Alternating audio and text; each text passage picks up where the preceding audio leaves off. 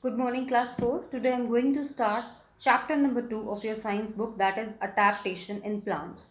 In my last video, we have learned first chapter of science, that is plant life. In this chapter, we are going to study how plants adapt according to their surroundings or their atmosphere. These adaptations depend upon many factors, basically on three factors, that is climate and soil, availability of food and water, and presence of enemies. First, I will tell you what is adaptation. Adaptation is a change. Animals and plants are able to change themselves slowly in order to live in their environment. That change is called adaptation. अब adaptation plants में भी होती है, animals में भी होती है, but because this chapter is about only plants, so we will discuss only about plants, adaptation in plants.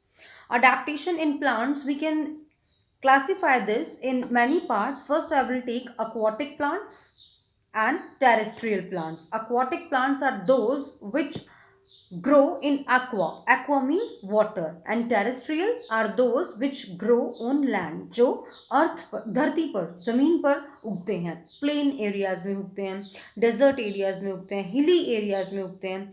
And एक चीज़ ये भी है कि कोई प्लांट कैसे माहौल में उगेगा, ग्रो करेगा, एग्जिस्ट करेगा, सर्वाइव करेगा, ये चीज़ें डिपेंड करती कुछ फैक्टर्स पर. जैसे वहाँ पे बारिश कैसी होती है, पानी की अवेलेबिलिटी कैसी है, वहाँ की मिट्टी कैसी है, पौधे को किस किस चीज़ों से खतरा है. ये सारे फैक्टर्स होते हैं जो एक प्लांट के अडेप्टेशन को बताते हैं. अडेप्टेशन इन्हीं चीज़ों पर डिपेंड करता है. तो let us take floating plants first. aquatic plants में क्लासिफाई किया गया है थ्री पार्ट्स में, that is floating plants, second number is fixed plants, and third number is underwater plants. So first let us study about floating plants. Floating plants are those, as you are getting an idea by the name floating, float करना, यानी कि पानी की सतह पर तैरना. जैसे Pond's होते हैं, लेक्स होते हैं, इसमें आपने देखा होगा कुछ कुछ वाटर प्लांट्स होते हैं जो ऊपर तैरते रहते हैं. एक तो ये बहुत छोटे साइज़ के होते हैं, बहुत लाइट वेटेड होते हैं.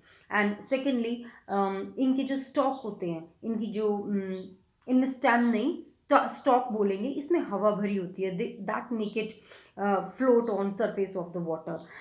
सम plants are seen floating on the surface of water in ponds and lakes. Some examples are water hyacinth, duckweed and water lettuce.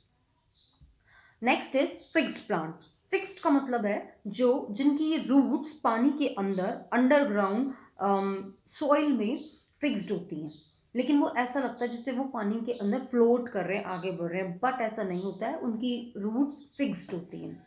And जो उनकी लीव्स होती हैं, उनमें जो स्टोमेटा है वो ऊपर की सरफेस पे ही होता है. लीव्स के ऊपरी सरफेस पर स्टोमेटा होता है, नीचे वाली लेयर पर नहीं होता है. एंड इनकी लीव्स भी ऐसी होती हैं. सपोज आपको लग रहा होगा कि लीव्स जो होती हैं वो पानी में रहते रहते सड़ती क्यों नहीं है, वाई डोंट द डीके, खराब क्यों नहीं होती? बिकॉज उन्होंने अपने आप को पानी में जिंदा रखने के लिए ऐसे अडेप्ट कर लिया है. कैसे? उनकी जो लीव्स हैं उनके ऊपर एक वैक्स की कोटिंग होती है, जैसे मोम की सी चिकनी सी एक लेयर होती है, जिससे कि पानी उनके सरफेस पर ठहरता नहीं है. तो ये होते हैं अपने फिक्स प्लांट्स. इनके एग्जाम्पल्स हैं water lily and lotus. Third is underwater plants. Underwater plants are those which remain underwater. जो ऊपर से दिखेंगे, दिख जाते हैं, क्लियर वाटर है तो, लेकिन वो पानी के सरफेस के ऊपर नहीं आते हैं. That is they remain under water. Examples are hydrilla, vallisneria, tape grass and pondweed. I have sent you PDF of this chapter. You can see in the pictures all the examples, their graphic descriptions, and read the chapter. So I was talking about underwater plants. The plants of Hydrilla, Vallisneria, tape grass. इनकी जो suppose let us take an example of Vallisneria. इसकी जो leaves होती हैं, that is ribbon like structure.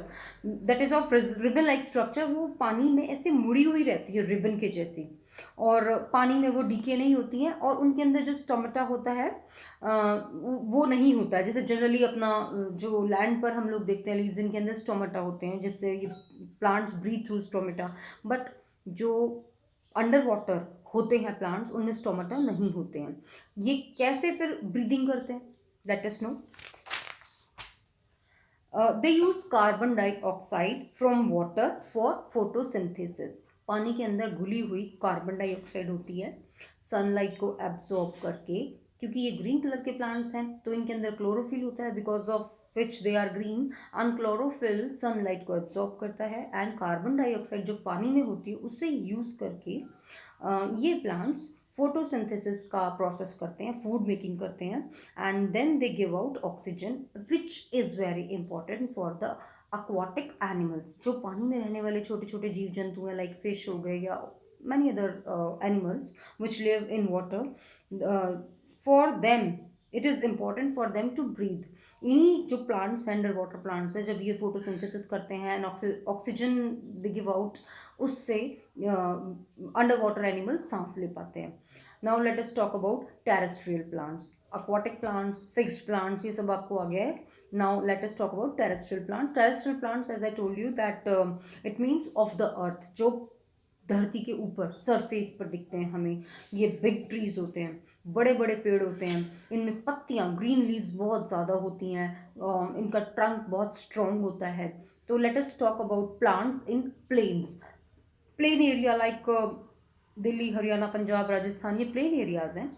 इनमें plants किस तरह के होते हैं? इन प्लांट्स के अंदर ब्रांचेस और लीव्स खूब होती हैं and they shade there leaves in winter season. सर्दियों के मौसम में अपने आप को ठंड से बचाने के लिए ये दे शेड देयर लीव्स, अपनी पत्तियां गिरा देते हैं. कहते हैं ना पतझड़ का मौसम आ गया, वो विंटर में ही होता है.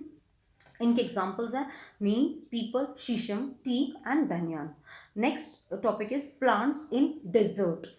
रेगिस्तानी इलाके में जहाँ पे सूरज की स्कॉर्चिंग हीट होती है, सूरज बहुत हार्श होता है सनलाइट, एंड पानी की स्कार्सिटी होती है. स्कार्सिटी मीन्स कमी.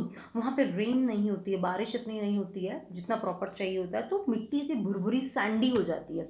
और ऐसे में पौधे खुद को ज़िंदा कैसे रखेंगे बिना पानी के, बिना अच्छी मिट्टी के? तो उन्होंने अपने आप को ज़िंदा सर्वाइव करने के लिए एक अडेप्ट कर लिया मौसम, वहाँ के क्लाइमेट के अकॉर्डिंग खुद को. तो वहाँ पे जो प्लांट्स ग्रो होते हैं डेजर्ट एरिया में, सूखे रेगिस्तानी इलाकों में, उन्हें कहते हैं जीरोफाइट्स या डेजर्ट प्लांट्स. यहाँ पे सैंडी होती है सॉइल, वाटर की कमी होती है. और एग्जांपल्स हैं यहाँ पे cactus and prickly pair. Cactus आप देखते होंगे. अच्छा, कैक्टस ने ऐसा क्या किया है जिससे वो लगता है कि उसने अपने आप को अडेप्ट कर लिया है? कैक्टस के अंदर एक आपने देखा होगा मोटा ग्रीन कलर का स्टेम होता है, स्टिक के जैसा, है ना.